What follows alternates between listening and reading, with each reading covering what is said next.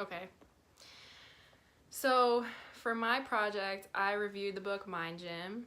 It's by Gary Mack and David Cass Stevens, and it's basically a book for the mental game of athletes. My sister Claire is joining me. Tell them a little bit about yourself. Yeah, so I am 4-ish years older than her. I graduated from Defiance College in 2016, and I played soccer for 2 years there. I was a goalie, and I also played soccer and softball most of my life through high school, too. So I have some athletic experience, you could say. Yep. So basically, I started reading this book freshman year of college because my head coach wanted me to, due to the fact that I had some anger issues and not the best mental game. So I could say that reading this has really helped me. And I just want to review a couple chapters that have helped me and that I picked out and that we both can relate to. So the first chapter is called Attitude is Everything. And it starts off with a quote, "A bad attitude is worse than a bad swing," by Payne Stewart. And when I first read this, I was like, yeah, that's me for sure. And I definitely relate to this. It's very relevant to me. And the author starts out by talking about how attitude is like a pair of eyeglasses. It is the lens through which we view the world. And basically both types of people can look at the same event or situation and see it in two different lights.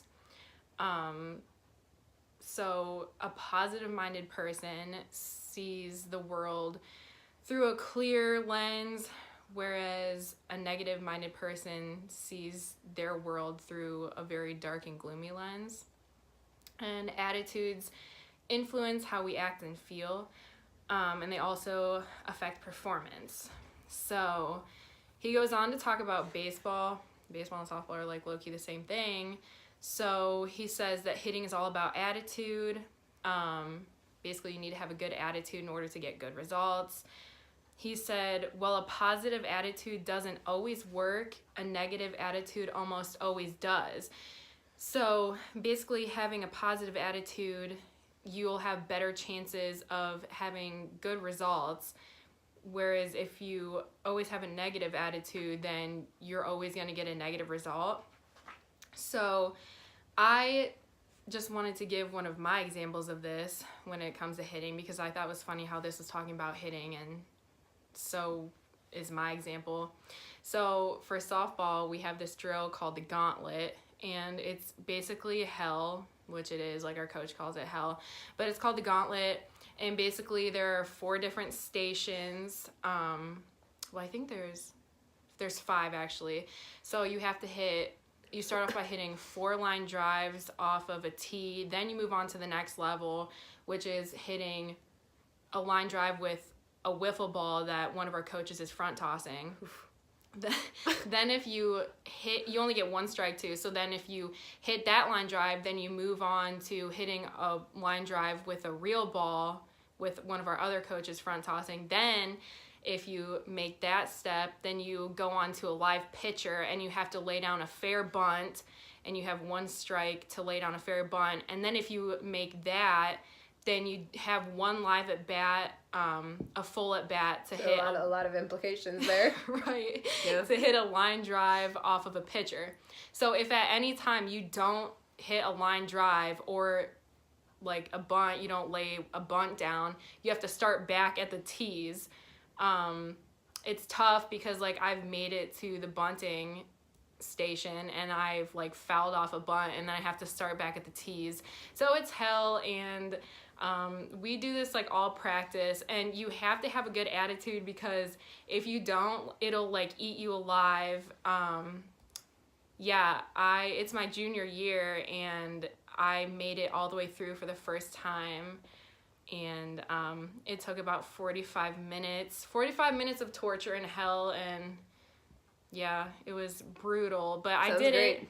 Yeah, and Great it was times. good because I had a good attitude and I had my positive lenses on, and I was like, you know what, I'm gonna get it, and then I did good. So yeah, that's my example of having a good attitude.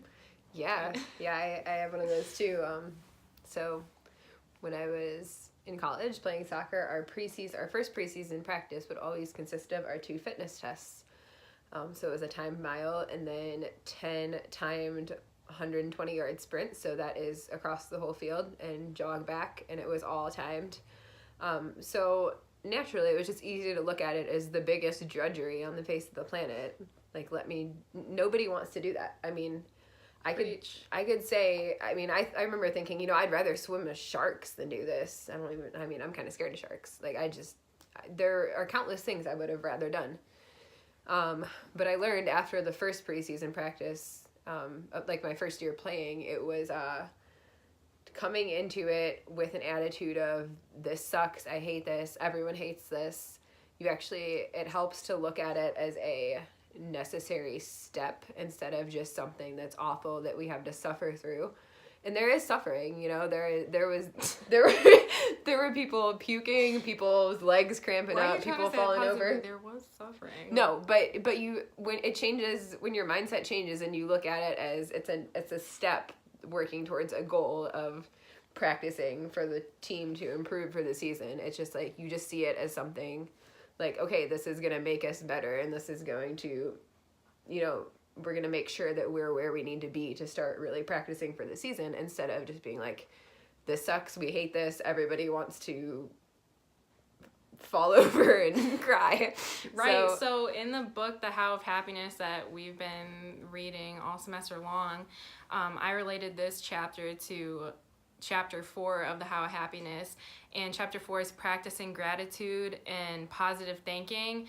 So I remember for one of my wellness activities, I actually did this by basically, like, after each day of fall ball, to be specific, I wrote down like 3 things that I did good or that I had a positive attitude about during practice, and then it really helped like turn my thinking around when it came to softball and focusing more on having a positive attitude than a negative attitude. So that's all for the first chapter. So the second chapter that we decided to talk about was Between the Ears, and it's still about mental game and everything like that. So Mac, one of the authors, he interviewed a major league pitcher one time, and he started off the interview by basically sitting down and watching one of the pitcher's games with him. So they started off from the beginning of the game when the pitcher was warming up and stuff, and then right when the first batter stepped into the box, the author stopped the video. And he looked at him and he was like, what were you thinking right when the batter stepped in the box? And the pitcher said, I was thinking, I hope I don't walk this guy. And then the author said, what else? And then he was like, oh, I said he's really quick. If he gets on, he'll probably take second base. And then Mac was like, okay, you need to listen to yourself. Like, listen what you just said, because that's all negative thinking. You're thinking negatively, and then you're putting it into words, and you're saying it out loud. And then, and then Mac was like, okay, well, tell me what you could have been thinking. And then the pitcher studied the image on the screen of himself, and he's like, oh, well, I could have been thinking, like, I've got good control of my fastball. Keep going. Shut up. He's like, well, I have good control of my fastball, or if I do walk this guy, then I can keep the ball down and get the next guy to hit into a double play. And he's like, I could have been thinking one pitch at a time, just focus, relax. So basically this pitcher, from like the couple minutes that he was talking to Mac, he was like, yeah, I need to work on my mental game. And then Mac went on to tell him all these different quotes, like, if you think you are beaten, you automatically are. If you think you'll lose, you've already lost. And then he, like, later in the chapter, he said that words become actions, actions become habits, and habits become character, and then character becomes your destiny. So basically, if you're thinking negatively, then your actions are going to become negative, and then your character is going to be negative. So my main example of this that happened was I looked up to this teammate of mine, and her name was Abby McKee. She graduated last year. And basically this all started when we were in fall ball during Hell Week last year. And we set like team goals before we even started the physical activity of Hell Week. So we set a goal to have a team batting average of 350 and a fielding percentage of 960. So basically we were doing this thing. I remember the football team was on the field practicing and we all looked like death. We had to have a 45-pound plate over our head with like our arms straight in the air. Right. And then we had to do lunges all the way around the turf. Well, we like split it into fours, like our team into fours, so there were like groups of 4 of us going at a time. And me and Abby were best friends, so when you weren't doing it, you could like walk with your partner. So I was walking next to Abby and she was doing lunges and she was like talking to herself, and I was like, okay, she's a little bit crazy. Like maybe she's just talking to herself, but it's fine, she'll stop. So then she looked at me and she started screaming. She's like, say it to me. And I'm like, say what? And each time she did a lunge, she'd go down and be like 350, and then she would go down and say 960, like saying these averages to herself. And basically I like screamed these at her because she insisted. And at the end of the day, she like was like, oh, have you read Mind Gym? And I'm like, yeah. And she's like, well, basically she pointed to this exact thing that I have highlighted that said words become actions, actions become habits, and habits become character. And she's like, if I speak these out loud, then they'll become my actions, and then it'll actually happen, and then we'll be successful. Well, then I was like, okay, you know what? I'm going to do the same thing. And our coaches had us pick one word each that we were going to live by all season, and I picked conquer. So then people thought I was crazy because I would write it on my wrist during each game, and then I would be on deck, and people thought I was crazy because I was like talking to myself, and they're like, why are you talking to yourself on deck? And I was like, what I actually was doing is I was like focusing on what was happening. So when I was on deck, I said like, oh, the batter in front of me is going to get on base and I'm going to hit them in. And then when I was batting, I would whisper to myself conquer the whole time, because if I said it, then it was going to turn into my actions. And it worked too. It actually did work. So that's what I got out of this chapter. Yeah, for real, it worked. And I still do it to this day. So she helped me a lot, and so did this book. So, you have any examples? Yeah, I mean, I think this chapter is relevant because, I mean, it reminds me of playing collegiate soccer.